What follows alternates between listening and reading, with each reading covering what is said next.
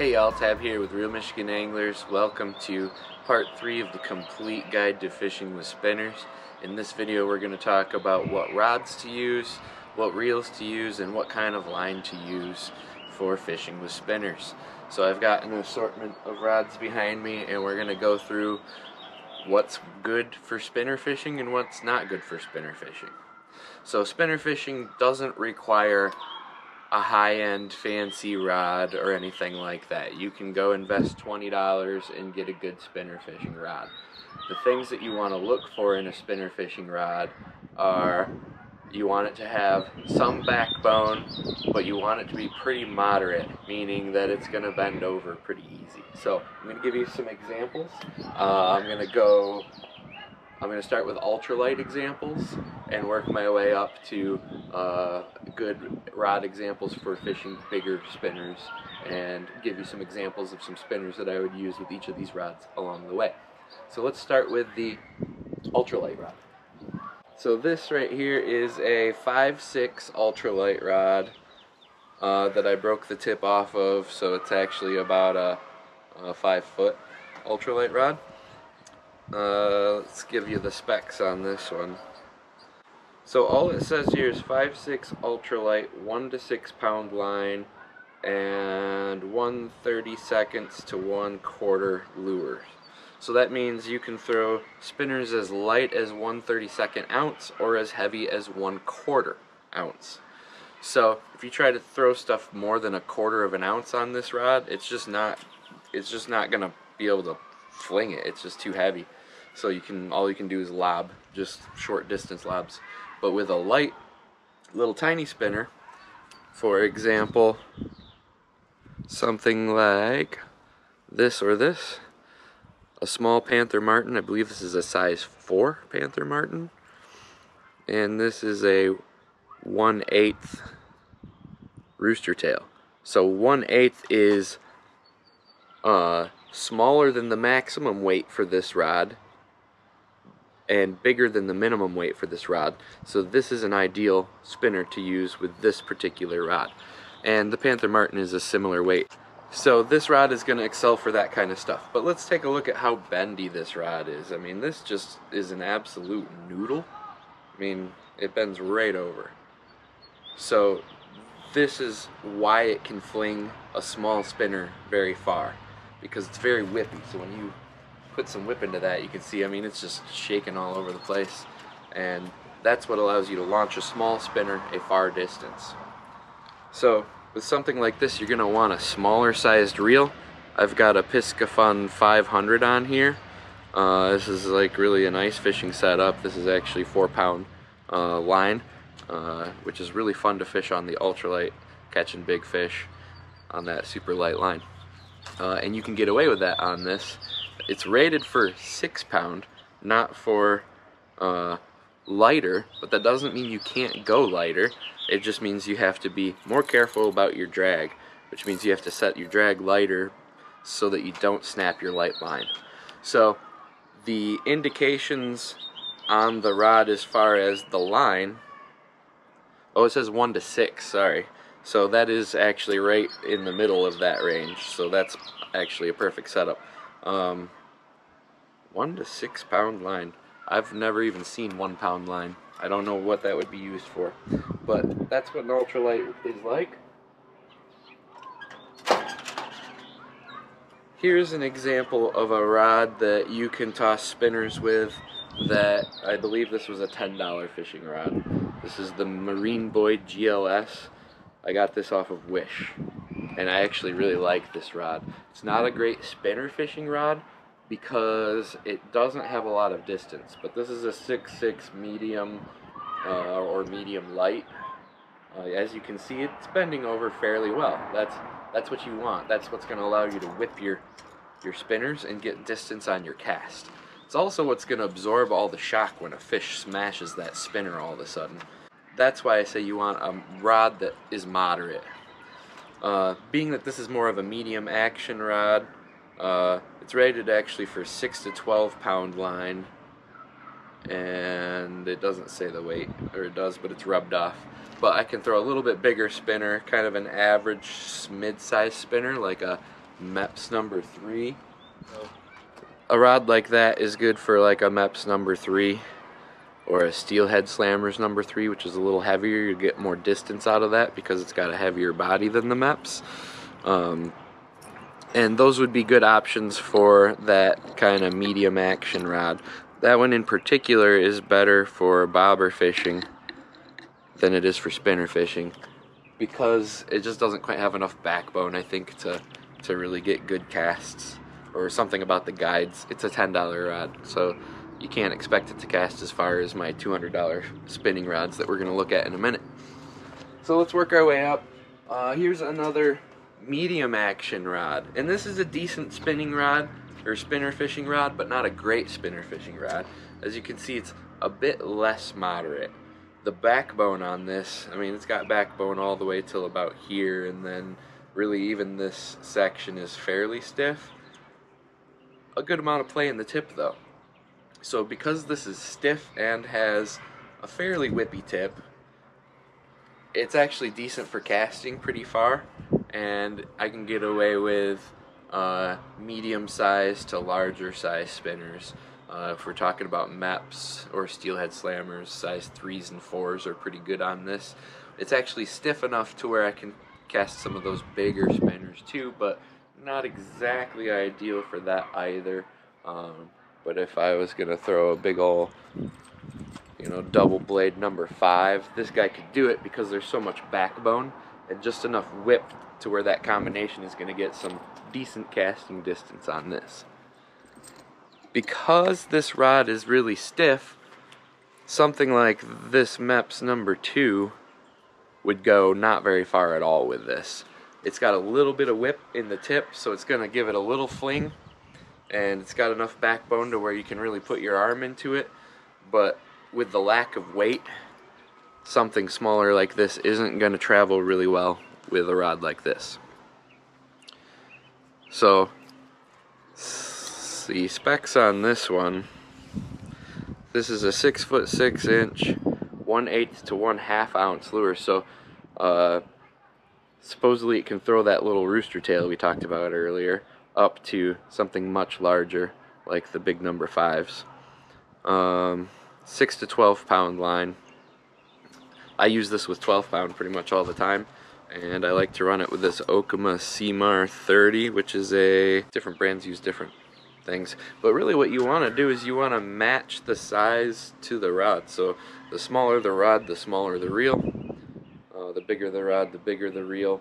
As you get into bigger reels, it's nice to spend more money and get lighter reels. They're maybe more compact so that they're more comfortable when you're holding on to them all day. This Okuma Seamar is a pretty reasonably priced reel for like somewhere in the $30 to $50 range. I have a review video for this. You can check that out on my channel. I'll post the link here. And let's move on. Let's talk about longer and bigger rods. Oops. So, really quick with this one, this is a rod that doesn't get made anymore. This is a Gander Mountain steelhead rod.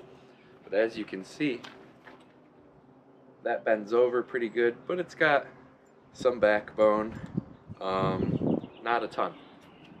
To me, this is a little underpowered for a steelhead rod. And I've used it for casting spinners quite a bit, but I prefer it as a float rod. This is an 8'6" float rod, and the reason it works decent for spinners is because of that moderate action at the tip, and with the length you're able to get some pretty good casts on that. But this thing isn't rated for heavier lures, so this is really only ideal for like size 3 and maybe size 2 spinners, or in Panther Martins like 6s and 4s. And I've actually broken similar rods to this by casting large spinners with them, not realizing that they weren't rated for the heavier spinners. So that's something to watch out for. You always want to check those details on what weight lure the rod is rated for. Okay, let's move on. That's not a great spinner fishing rod. This is a pretty good spinner fishing rod right here. I used this rod for just about everything for like maybe 2 years, and it's treated me well. I've had to glue a guide in, and I've had to replace the tip guide, but this has seen some action. So let's check out the action on this. So you can tell fairly moderate, but not crazy whippy. So like it feels kind of stiff when you just feel it in your hand, but it's got some wobble at the tip, and it does bend over pretty good, but it's also got a fair amount of backbone. I have actually landed like 30-pound flathead on this rod, so it can handle really large fish. I've caught steelhead and salmon on this rod. It can handle larger fish. But this rod actually casts smaller spinners pretty well too. So this is the Lamiglas X11. Salmon and steelhead float drift rod. This is a 9-foot rod, rated for 10 to 20 pound line, and up to, quarter ounce to 1 ounce. So this is capable of tossing those bigger spinners. Now, I still have a hard time getting good distance on like something like this big number 5 double blade from Mepps. There's so much like resistance when this is flying through the air that kind of kills the distance. If we compare that to a number 5 steelhead slammer, which is a bit heavier and more aerodynamic, this rod can cast this thing really far. So it's rated for heavier lures, but because of how long it is and how moderate it is, you can cast a smaller size spinner with this. A size 6 Panther Martin, like this guy here, is actually a pretty easy cast with a rod like this. Alright, let's move on to another rod. Actually a little slightly longer. That one was 9 foot.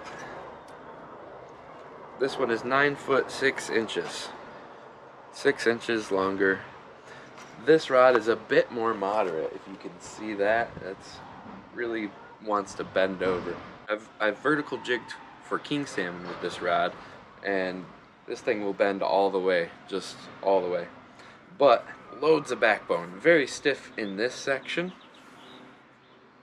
And now this section feels more like the butt section of some of my other rods that we were dealing with before, and then it just keeps getting more and more limber as we get to the end.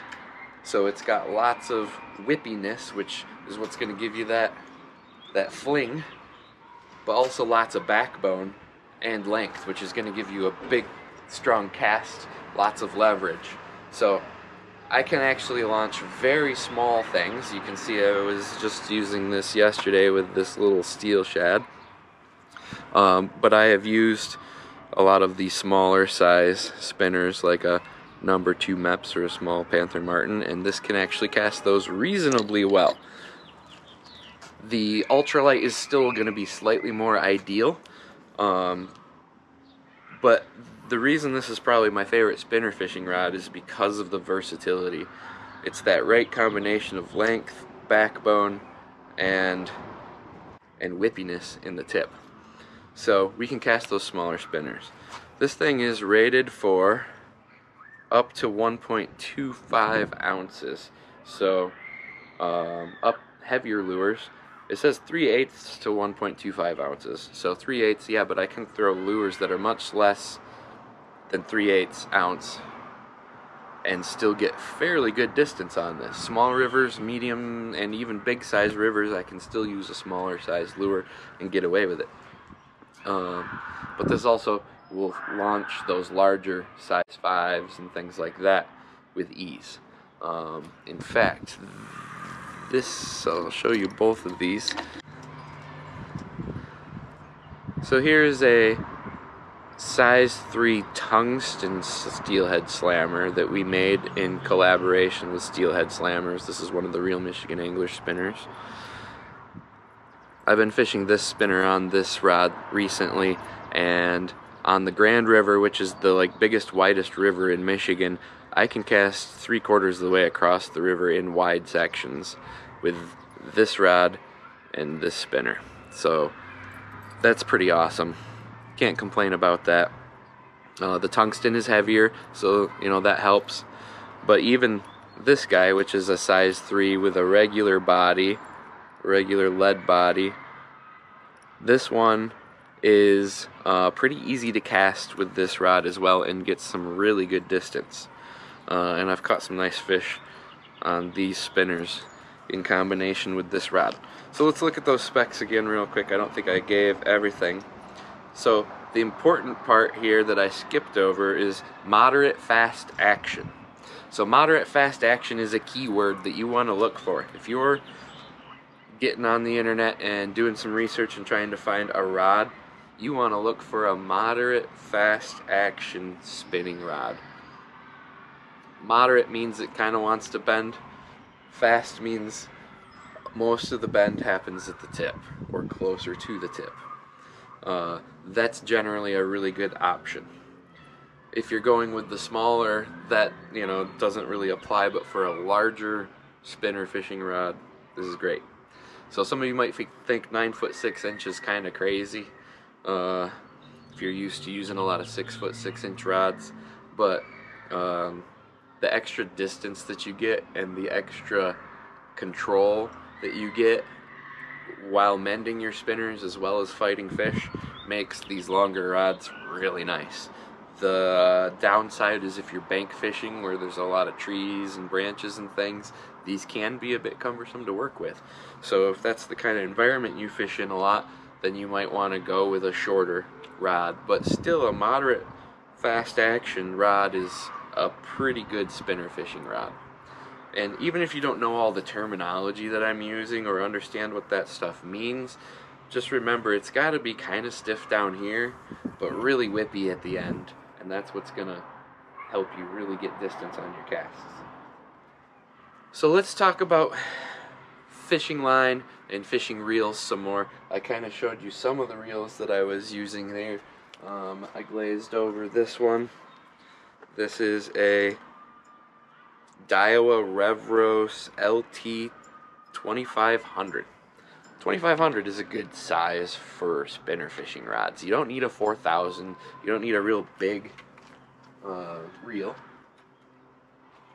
Another example here. This is a Pflueger. I want to say this is the 4000. Where does it say? Yeah. It says President 40. So this is a 400 or a 4000, whichever it is. So this is a pretty big reel, but this is on a 9-foot medium heavy rod. And this isn't a great spinner fishing rod. I use this for like catfish and stuff. I broke the tip off of it also, so it lost that whippiness. Otherwise, it would have been an okay spinner fishing rod. But this is real heavy. This is what I would use for casting for muskie or something like that, though. This is a Fenwick Eagle, 9'6", medium moderate. So medium moderate instead of moderate fast, and that's why I say it's not ideal, but it's not terrible. But this reel is the Pflueger 4000 or 400, whichever it is. I've got the same thing. This is another Pflueger President. This is the 3000. That's the one I've got on the Nova NTX right now. This is just a cheap reel from Bass Pro Shops. It's a size 3000. So it's like a middle-sized reel for a middle-sized rod. It doesn't really matter per se what brand you use. What you want to do is buy something that's both strong and lightweight, durable, and has good drag. The most important thing is good drag. But this is made of plastic. If I hooked into like a king salmon on this and had my drag set tight, it would snap right here, guaranteed. This is like I said, like a $30 reel. If you're gonna buy a good fishing reel, not even a good fishing reel, but if you want to buy a fishing reel that you don't have to worry about is it good enough, I would just say spend $40 and up and you're generally going to be okay. But best bang for your buck would be the Pflueger Presidents.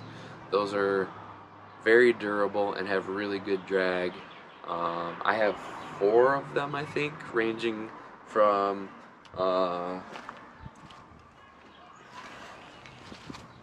this one, which is I believe at 2,000, to that big 4,000 I showed you, and they just have a really smooth drag. This one's old and really beat up at this point, but still works great for me. I've probably had this one 5 or 6 years, and now it's kind of getting to the point to where it's a little wobbly. But I fish a lot and I use my stuff hard, and I don't really take great care of my things. I just beat my stuff up. So bang for your buck, these Pflueger President reels are sweet.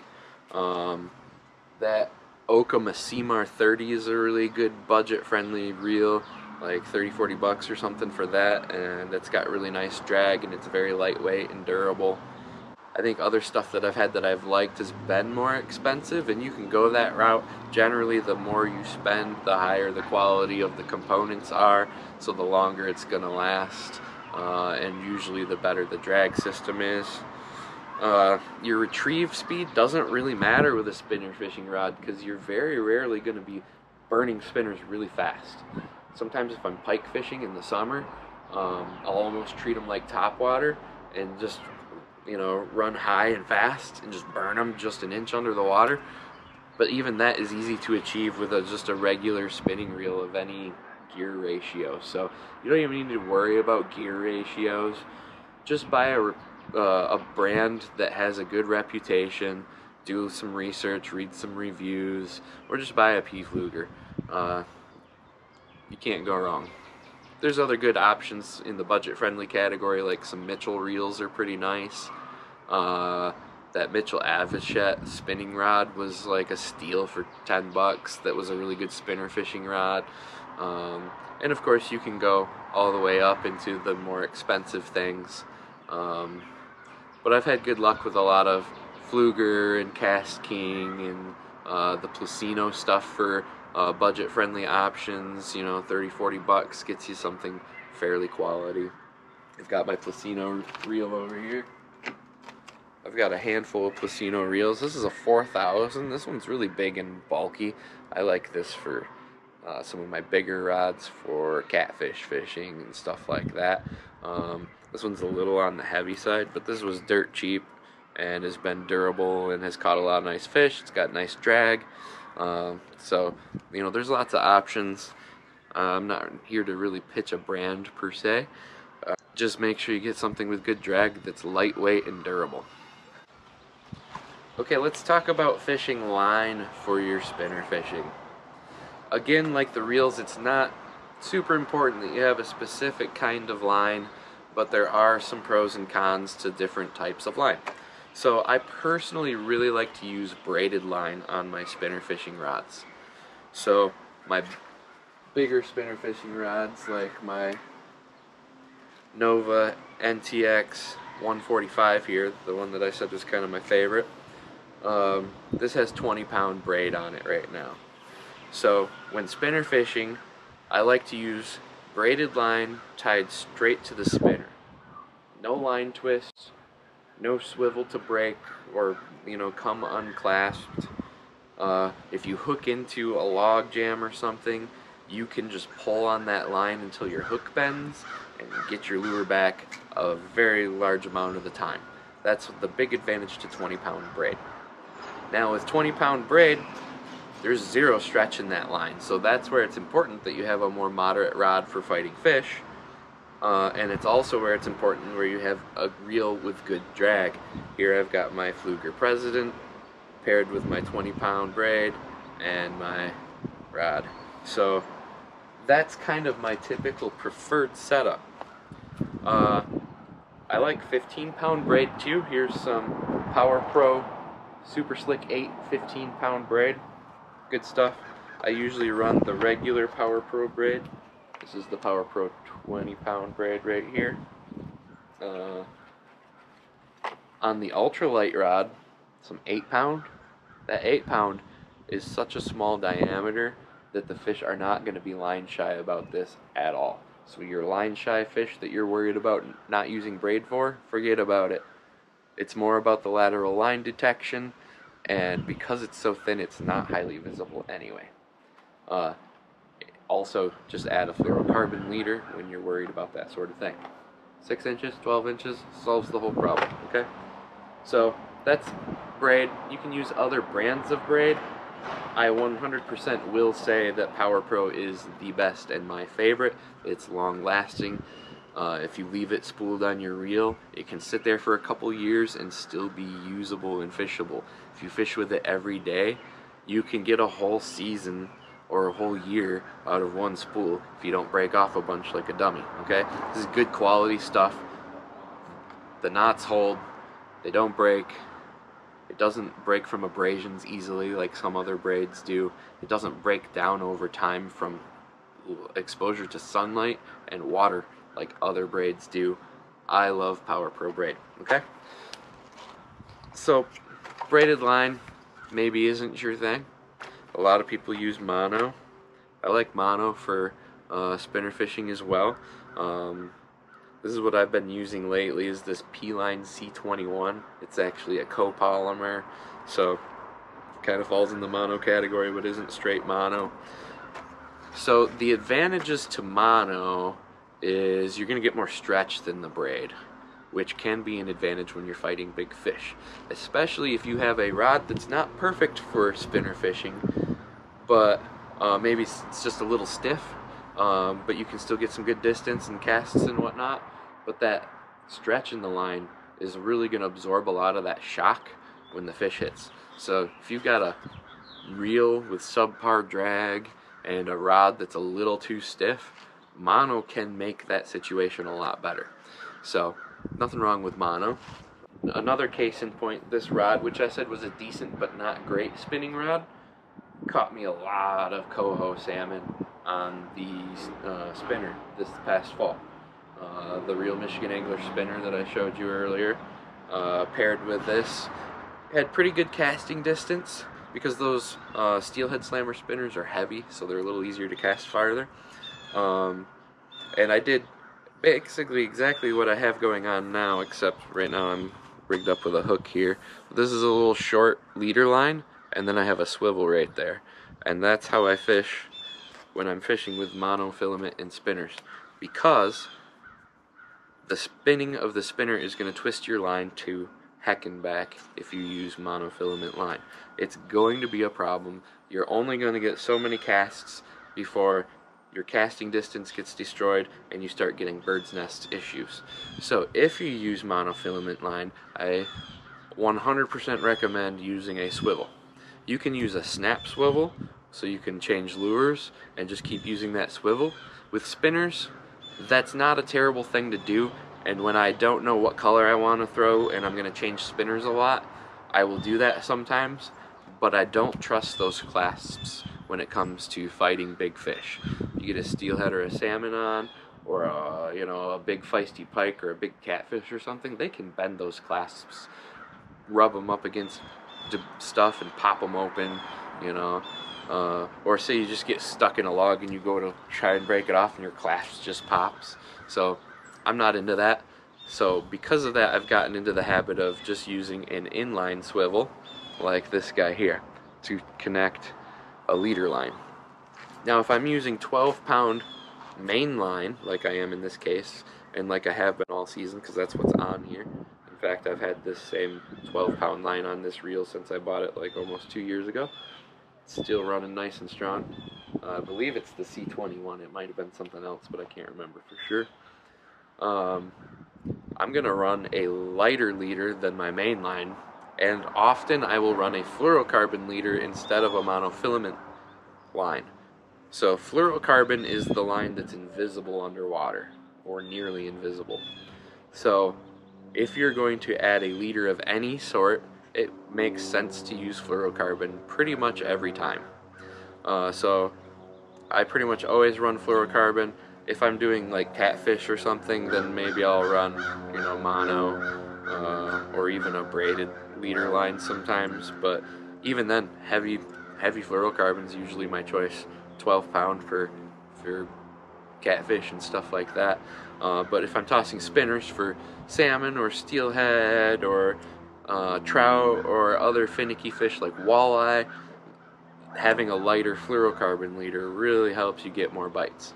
So I like to use like an 8 or 10 pound fluorocarbon leader. If you're using that 8 pound leader with a stiffer rod, make sure your drag's set light so that the leader doesn't snap on impact when a big fish hits, because I have had that happen with this rig. I had a coho smash my spinner and just snap the leader just on impact.